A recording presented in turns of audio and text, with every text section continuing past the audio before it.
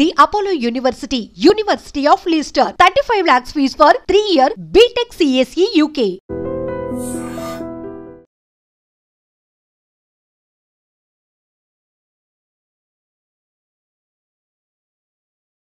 నమస్కారం అండి. నేను Srilatha, chief clinical dietitian, Medicover hospitals Madhapur.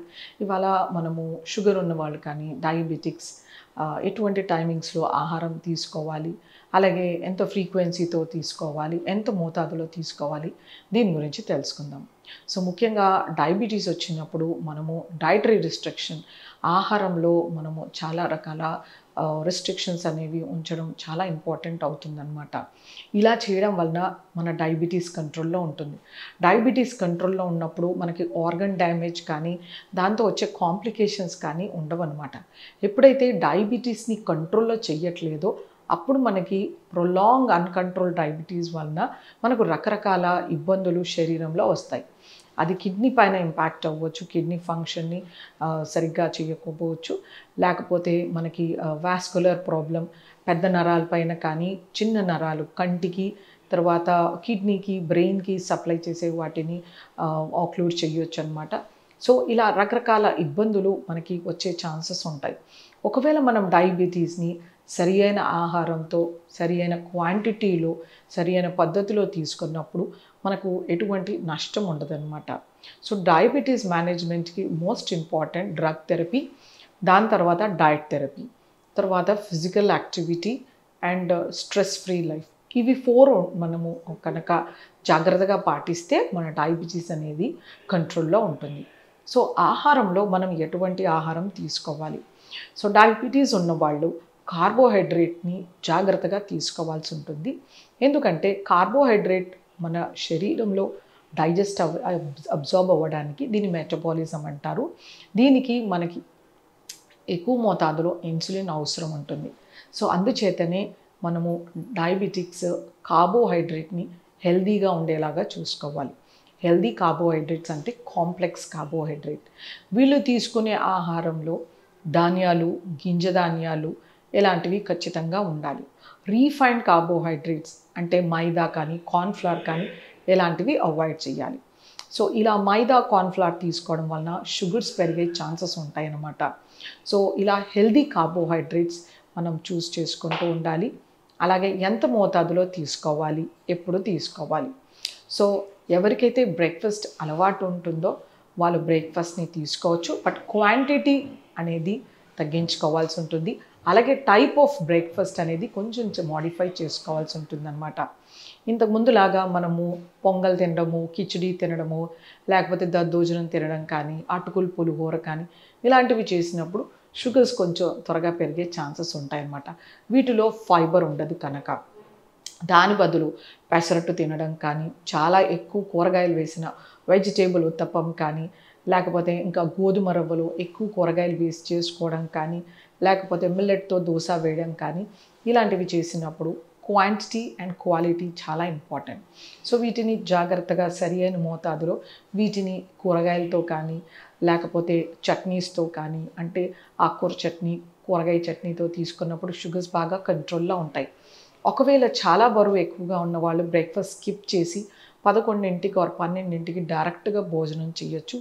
అలాగే 6ంటికో 7ంటికో డైరెక్ట్గా డిన్నర్ చేసేయచ్చు. ఇలా 2 పూటల భోజనం తీసుకోవడం వలన డయాబెటిక్స్ బాగా కంట్రోల్లోకి వస్తుంది. అలాగే వాళ్ళలో ఉన్న అధిక బరువు కూడా తగ్గుతుందన్నమాట. ఒకవేళ సన్నగా ఉన్నారు, ఆకలికి ఆగలేకపోతున్నారు, ఇలాంటి వాళ్ళు 3 పూటల లిమిటెడ్ అమౌంట్స్లో తీసుకుంటే మనకి ఇన్సులిన్ అవసరం అనేది తగ్గుతుందన్నమాట. ఆహారంలో పీచు అనేది సరి అయిన మోతాదులో ఉండాలి. సో పీచు మనకి కూరగాయల సాలడ్లో వస్తుంది, మనం తీసుకునే కూరగాయల్లో వస్తుంది, అలాగే మనం రైతా కానీ సూప్ ఇలాంటి చేసిన వాటిలో వస్తుంది, మనం వాడుకునే ఆకుకూర చట్నీ, కూరగాయ చట్నీలో లభిస్తుంది అన్నమాట. మనం తీసుకునే గింజ ధాన్యాల్లో గోధుమలు, జొన్నలు, సజ్జలు, అరికలు, సామలు వీటిల్లో కూడా లభిస్తుంది. సో మనం జాగ్రత్తగా గింజ ధాన్యాల్ని, పప్పు దినుసులు, ముఖ్యంగా రాజ్మా, చోలా, చనా, లోబియా, బీన్స్ వెరైటీలో డబుల్ బీన్స్ కానీ, సోయా బీన్స్ కానీ వీటిల్లో కూడా మంచి ఫైబర్ లభిస్తుంది. సో వీటిని మనం ఆహారంలో చేర్చుకోవడం, వాటిని గుగ్గిళ్ళులాగా కానీ, కూర కింద చేయడం కానీ, లేకపోతే సూప్స్ లాగా చేసుకోవడం కానీ వీటితో మనకి మంచి ఫైబర్ ప్రోటీన్ లభిస్తుందన్నమాట. అలాగే సాయంత్రం పూట చిప్స్, పకోడా, బజ్జీ, సమోసా తినే బదులు ఒక కప్ ఫ్రూట్ కానీ లేకపోతే ఒక గుప్పెడు పలుకులు నానబెట్టి వాటిపైన తొన తీసినవి తీసుకోవచ్చు. లేకపోతే కొన్ని గుమ్మడి గింజలు, తర్వాత పుచ్చపండు గింజలు, దోసపండు గింజలు, నువ్వులు, అవిసెలు వీటిని వేయించి ఒక చిన్న కటోరీలో ఒక 20-25 గ్రామ్స్ తీసుకుంటే మంచి హెల్దీ మోనోఅన్సాచురేటెడ్ ఫ్యాటీ యాసిడ్స్ లభిస్తాయి అన్నమాట. సో ఎవరికైతే షుగర్స్ డౌన్ అవుతూ ఉంటాయో వాళ్ళు కొంచెం టైమ్లీ మీల్స్ తీసుకోవడం ఇంపార్టెంట్. అంటే వాళ్ళు ఎర్లీ మార్నింగ్ ఒక cup of milk without sugar or tea, coffee, తర్వాత 8-9కి బ్రేక్ఫాస్ట్, తర్వాత 11 o'clockకి ఒక ఫ్రూట్, 1 o'clockకి లంచ్, 4 o'clockకి నట్స్, 8 o'clockకి ఆర్ 7 o'clockకి డిన్నర్. ఇలా ఎరాటిక్ షుగర్స్ ఎవరికైతే చాలా ఎక్కువగా పెరిగిపోయి పడిపోతుంటాయో వీళ్ళు టైమ్లీ మీల్స్ అనేది చాలా ఇంపార్టెంట్. లేదు స్టేబుల్ డయాబెటీస్ ఉంది, కంట్రోల్గా ఉన్నారు, వాళ్ళు బరువు ఎక్కువ ఉన్నారు అంటే 2 మీల్స్కి రెస్ట్రిక్ట్ చేయొచ్చు, లేకపోతే 3 మీల్స్ అయినా తీసుకోవచ్చు. బట్ 2 మీల్స్కి రెస్ట్రిక్ట్ చేసిన వాళ్ళలో మంచి వెయిట్ లాస్, తర్వాత డయాబెటీస్ అనేది చాలా కంట్రోల్లోకి రావడము, నార్మల్ గ్లైసెమిక్ కంట్రోల్ అనేది కనబడుతుందన్నమాట. సో ఫైబర్ ఎక్కువగా తీసుకుంటూ టైమ్లీ మీల్స్, ఎర్లీ డిన్నర్ చేయాలి. Diabetics most important.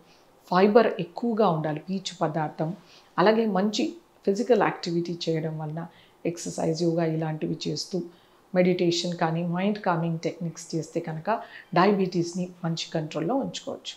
మనము హై బ్లడ్ ప్రెషర్ కానీ బీపీతో ఉండేవాళ్ళు ఎలాంటి ఆహారం తీసుకోవాలి, ఆహారంలో ఎంత మోతాదులో ఉప్పు తీసుకోవాలి, ఒకవేళ కనుక ఉప్పు ఎక్కువ మోతాదులో తీసుకుంటే మనకు ఎటువంటి నష్టం జరుగుతుంది, అలాగే ఉప్పు తగ్గించి తీసుకోవడం వల్ల మనకు ఎన్ని లాభాలు ఉన్నాయో తెలుసుకుందాం. సో ముందుగా హై బ్లడ్ ప్రెషర్ ఉన్న వాళ్లకు ఉప్పు తగ్గించుకోవాలని డాక్టర్స్ చెప్తూ ఉంటారు. సో ఇది మోస్ట్ ఇంపార్టెంట్. మనం తీసుకునే ఆహారంలో సహజంగా సోడియం ఉప్పులాగా ఉంటుందన్నమాట, సోడియం ఎలిమెంట్ లాగా ఉంటుంది. సో ఇందులో మనకు ఉండే సోడియంతో పాటు మనం తీసుకోవాల్సిన ఆహారంలో కాకుండా బయట నుంచి వేసుకునే ఉప్పు మనకి WHO కానీ అమెరికన్ హార్ట్ అసోసియేషన్ వాళ్ళు రికమెండ్ చేసేది 5 grams సాల్ట్, అంటే దాన్ని 2300 milligrams సోడియం అని చెప్పచ్చు. సో దీనికి నార్మల్ రికమెండేషన్. ఒకవేళ హై బ్లడ్ ప్రెషర్ కానీ బీపీతో సఫర్ అయ్యే వాళ్ళకి 1500 milligrams వీళ్ళు రికమెండ్ చేస్తున్నారు. అంటే మనం తీసుకునే చాయ్ చెంచాలో సగానికి అప్రాక్సిమేట్లీ అని చెప్పచ్చు. సో ఈ 3 grams ఆర్ 2.5 grams సాల్ట్ని మనము రోజు మొత్తంలో డివైడ్ చేసుకోవాలి. అంటే చాలా తక్కువ మోతాదు, ఇంత మోతాదులో మనము బ్రేక్ఫాస్ట్లో ఉప్పు తీసుకోవాలి. అలాగే ఇంత అంటే మనం ఇలా చిటికెడు పట్టుకుంటే వచ్చే ఉప్పుని 0.8 grams అంటారు. ఇది లంచ్కి తీసుకోవచ్చు. అలాగే ఇంకొక చిటికెడు పట్టుకుంటే ఇది డిన్నర్కి తీసుకోవచ్చు అనమాట. సో అప్రాక్సిమేట్లీ మనము 3 మీల్స్కి 2.5 grams ఆఫ్ సాల్ట్ తీసుకోవచ్చు అనమాట. ఒకవేళ మనము ఇలా వెడల్పుగా చేసి పట్టుకున్నప్పుడైతే మనకు ఆల్మోస్ట్ ఆల్ ఎక్కువ సాల్ట్ రావచ్చు. కాబట్టి మనం జాగ్రత్తగా చిటికెడు అంటే ఇలా పట్టుకునేలాగా చూసుకోవాలి. ఇది సింపుల్. లేకపోతే మనకు ఇది ఒక టీ స్పూన్ అని అనుకోవచ్చు. ఇంత సైజులో ఉండే చెంచానే టీ స్పూన్ అంటాము. ఇంతకన్నా మించి పెద్దగా ఉన్నప్పుడు ఇది టీ స్పూన్ అవ్వదు, డిఫరెంట్ స్పూన్స్ అవుతుంటాయి అన్నమాట. సో ఈ టీ స్పూన్లో సగానికి మనం తీసుకునే దాన్ని 2.5 grams అంటారు. సో ఇంత సాల్ట్ని మనము 24 hours వాడుకోవాలి. ఈ సోడియం కంటెంట్ మనకు ఆహారంలో ఎక్కడి నుండి వస్తుంది? మనం తీసుకునే ప్రతి ఒక్క ప్రాసెస్డ్ ప్యాక్డ్ ఫుడ్స్లో ఎక్కువ మోతాదులో వస్తుందన్నమాట. వీటిలో మనకి సోడియం కంటెంట్ ఎలా ఉంటుందంటే సాల్ట్ రూపంలో ఉంటుంది. అంటే సోడియం బెంజోయిల్, ఇది ఒక ప్రిజర్వేటివ్ సాల్ట్ అన్నమాట. దీని రూపంలో అయినా ఉండొచ్చు. లేకపోతే మనకి ఇంకా సోడా బైకార్బోనేట్, అంటే మనం bread, biscuits, bakery products, donuts వీటిలో సోడా వేస్తూ ఉంటారనమాట. వీటిలో ఉప్పుతో సహా మనం సోడా బైకార్బోనేట్ వేస్తాం. ఈ రెండింటిలోనూ సోడియం ఉంటుంది. ఒకటి సోడియం బైకార్బోనేట్, ఒకటి సోడియం క్లోరైడ్. సో ఇది ఎక్కువ మోతాదులో మన శరీరానికి ఉప్పు అనేది ఇస్తుందన్నమాట. సో ఇలాంటివి మనం జాగ్రత్తగా చూసుకోవాలి. అలాగే మనం తీసుకునే కెచప్స్, సాసెస్ అంటే సోయా సాస్ కానీ లేకపోతే చిల్లీ సాస్ కానీ లేకపోతే టొమాటో సాస్ కానీ కెచప్ కానీ అలాగే సాల్టెడ్ బటర్, చీజ్ వీటిల్లో ఎక్కువ మోతాదులో ఉప్పు ఉంటుందన్నమాట. సో మనము ప్రాసెస్డ్ ప్యాక్డ్ ఫుడ్స్లో ప్రతి వాటిలోనూ సోడియం కంటెంట్ ఎక్కువగా ఉంటుంది. చాలామంది ఇష్టంగా తినే సేవరీ ఐటమ్స్, అవి జంతికలు ఉండొచ్చు, లేకపోతే చుడవ, కార ఇలాంటి ప్యాకెట్స్లో దొరికే వాటిలో చాలా ఎక్కువ మోతాదులో ఉప్పు ఉంటుంది. యూజువల్గా మూంగ్ దాల్లో కూడా చాలా చాలా ఎక్కువగా ఉంటుంది. ఇది మనం గ్రహించుకోవాలి. మనం ఇంట్లో చేసుకునే స్నాక్స్లో కూడా ఎక్కువగా ఉప్పు ఉంటుంది. అలాగే మనం సమ్మర్లో తీసుకునే వడియాలు, లేకపోతే అప్పడాలు, జాడీ పచ్చళ్ళు వీటిలో కూడా చాలా మోతాదులో ఉప్పు ఉంటుందన్నమాట. సో దీన్ని మనం గ్రహించుకొని వీటిలాంటి వాటిని అవాయిడ్ చేయాలి.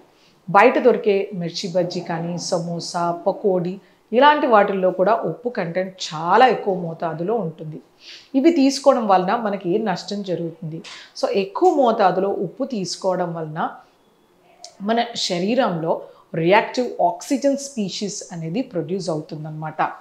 ఇది మన శరీరంలో ఉండే నైట్రిక్ ఆక్సైడ్, అంటే అది ఒక వేసో డైలేటర్, అంటే మన ఆర్టరీస్ని ఇలా ఉంచి రక్త ప్రసరణ చేసేదన్నమాట.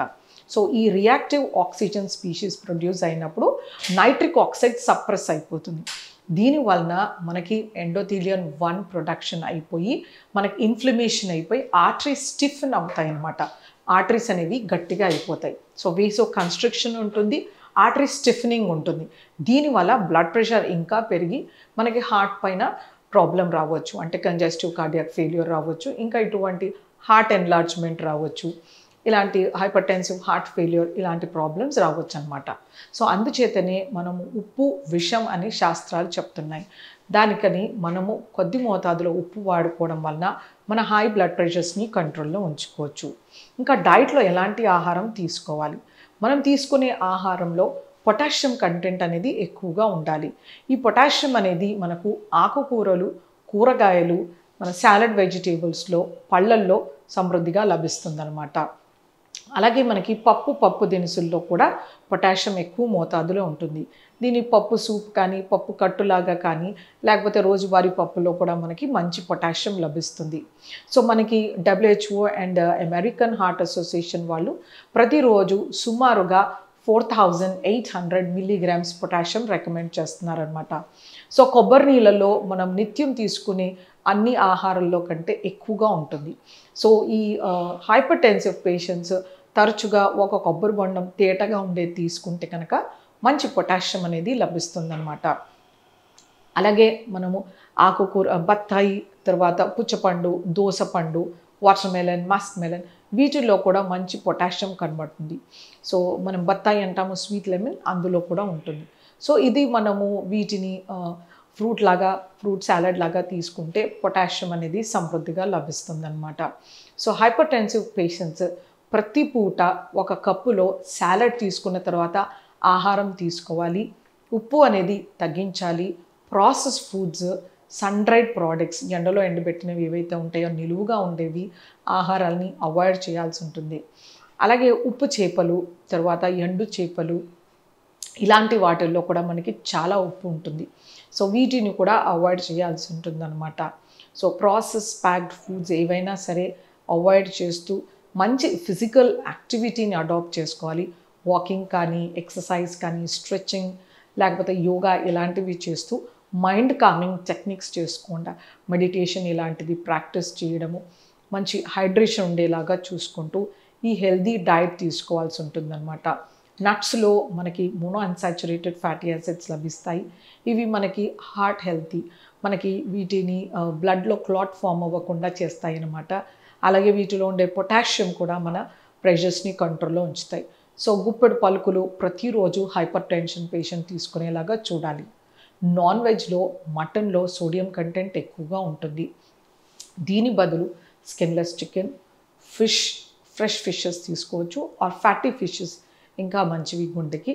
తర్వాత ఎగ్స్ ఒక 3 to 4 పర్ వీక్ తీసుకోవచ్చు అనమాట. ఆమ్లెట్స్, ఫ్రైస్ చేయడం వలన ఉప్పు ఎక్కువగా పడుతుంది. సో ప్లెయిన్ బాయిల్డ్ ఎగ్ తీసుకోవడం చాలా మంచిది. సో ఆడవాళ్ళు ఒకటి జాగ్రత్తగా గుర్తుపెట్టుకోవాల్సింది ఏంటంటే ఇడ్లీ, దోశ, చపాతి, ఉత్తపం, పెసరట్టు, పూరి ఈ పిండుల్లో ఉప్పు వేయకూడదు. తీసుకునే ఆహారంలో మనం పప్పులో కూరలో కొంచెం కొంచెం ఉప్పు వేసినట్టుగా వేసుకోవడం, పెరుగులో, మజ్జిగలో, సూప్స్లో ఉప్పు మానేయడం హైపర్ టెన్సివ్కి ఎంతో సేఫ్. సో ఒకటి గుర్తుపెట్టుకోవాల్సింది ఏంటంటే healthy, high fibre, potassium rich diet తీసుకుంటూ బాడీ వెయిట్ ఐడియల్గా మెయింటైన్ చేస్తూ మంచి ఎక్సర్సైజ్ వలన, మైండ్ కామింగ్ మెడిటేషన్ వలన హైపర్ టెన్షన్ అనేది వితౌట్ డ్రగ్స్ కూడా చక్కగా మేనేజ్ చేసుకోవచ్చు. నమస్తే.